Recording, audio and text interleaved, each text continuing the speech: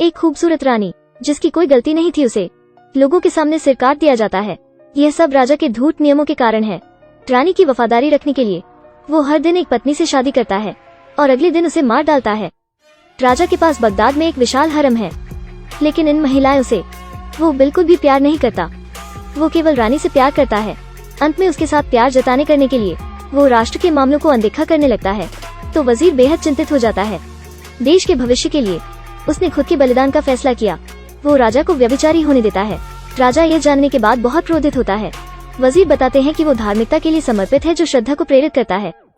मैं खुद का बलिदान देता है, राजा को यह साबित करने के लिए कि कोई स्थायी प्यार नहीं होता है और राजा को देश पर शासन करने पर बेहतर ध्यान देना चाहिए। रानी को वफादार और भरोसेमंद रखने के लिए राजा को प्रतिदिन रानी बदलनी चाहिए। राजा जल्दी इससे सहमत हो जाता है। वो वजीर के सुझाव से सहमत होता है और वजीर की बेटी का स्वागत करने की योजना बनाता है। अप्रत्याशित रूप से जोकर स्वयं वही है, वजीर। जब वो चिंतित होता है, वो देखता है कि कोई गली में एक गुलाम को बेच रहा है जिसका नाम शहरजादे है। जब वो करीब आता है तो उसे एक विनाशकारी सुंदर महिला दिखाई देती है। राजा निश्चित रूप से उसे पसंद करता है।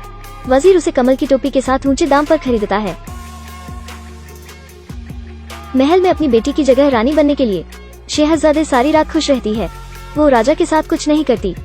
वो एक साधारण महिला नहीं है।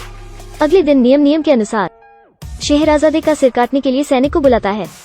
अब तक शहजादे बस यही जानती थी जो उसे वजीर द्वारा बताया गया था। वो वजीर को धमकी देती है उसे जल्दी से बचाने के लिए, नहीं तो मैं बता दूंगा कि मैं तुम्हारी बेटी नहीं हूँ। वजीर उसे वापस गली में भेज देता है। शहजादे एक अंगूठी का उपयोग करती है। सड़क के किनारे बैठे अलादीन को बुलाकर खुद को खरीदने के लिए कहती है। शहजादे अलादीन के घर का अनुसरण करती है।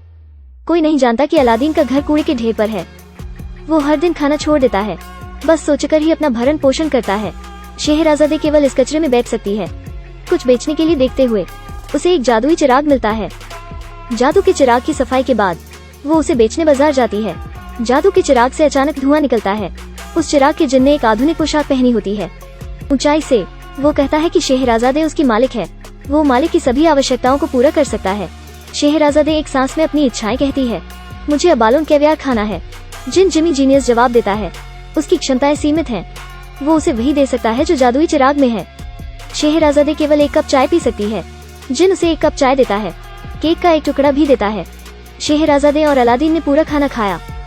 अगले दिन शहजादे के उठने के बाद वो सैनिकों द्वारा कब्जा में की जाती है। वो अलादीन से जादू का चिराग रगड़ने को कहती है, फिर उसे बचाने के लिए जिन को बुलाती है। शहजादे को बचाने के लिए जिमी जीनियस एक मोटरसाइकिल पर आता है। अलादीन सोचता है कि शहजादे उसे रेगिस्तान में भूल जाती है। अलादीन ने हमेशा के लिए रेगिस्तान में रहने का फैसला किया और खुद को दार्शनिक बनाता है, इसलिए शहजादे अकेली हो जाती है। यह राजा थोड़ा अजीब है, ताकि लोग उसे धोखा न दें। वो स्वर्ग की कसम खाता है, हर दिन एक रानी से शादी करता है और फिर अगले दिन उसे मार डालता है। फिर नई रानी से दोबारा शादी करता है, क्योंकि शहजादे भाग गई। वो नई रानी से शादी नहीं कर सकता है। वो हर जगह लोगों को शहजादे की तलाश में भेजता है। उसे डर है कि वो भाग जाएगी, इसलिए वो उसे पिंजरे में डाल देता है। शहजादे ने जिन को बुलाने के लिए फिर से जादू का चिराग रगड़ा। इस बार जिन हेलीकॉप्टर पर आता है। शहजादे को सफलतापूर्वक बचा लेता है। अप्रत्याशित रूप से आधे रास्ते में ईंधन खत्म हो जाता है।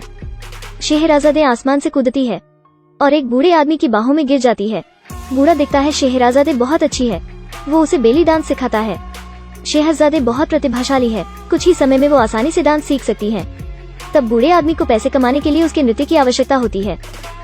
अप्रत्याशित रूप से जब वो प्रदर्शन कर रही होती है, सिपाही इस जगह पर आ जाते हैं। शहजादे और बूढ़े को भागना चाहिए। वो समुद्र में एक छोटी नाव चलाते हैं। जहाज जर्जर हालत में होता है। दोनों ही केवल लकड़ी के बोर्ड पर हो सकते हैं। उन्हें कोई दूसरा बचाए, वो प्रतीक्षा करते हैं। दूसरी तरफ राजा अभी भी शहजादे के निशान ढूंढ रहा है।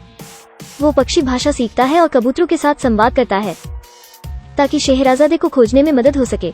वो एक डायन भी ढूंढता है और उसे क्रिस्टल बॉल से देखने को कहता है। शहजादे कहाँ गई है? इस समय शहजादे बूढ़े व्यक्ति को जादुई चिराग में ले जाती है। 20वीं सदी में जहाँ जिन है और टीवी देख रहा है, वो जिन द्वारा वर्तमान को वापस भेज दिए जाते हैं।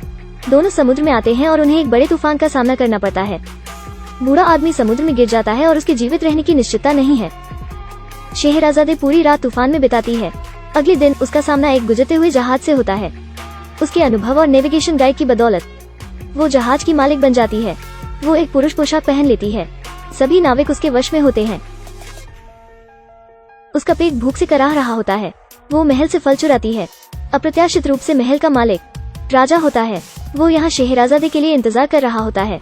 उसकी प्रतीक्षा में वो चाहता है कि उसे खुद से प्यार हो जाए। शहराज़ादे बहुत आकर्षक होती है, खासकर जब वो महिलाओं के कपड़े पहनती है। वो राजा के साथ फिर से दोस्ती करती है। राजा अपनी कुलीन स्थिति को त्याग देता है और शहराज़ादे के साथ बहुत दूर चले जाता है।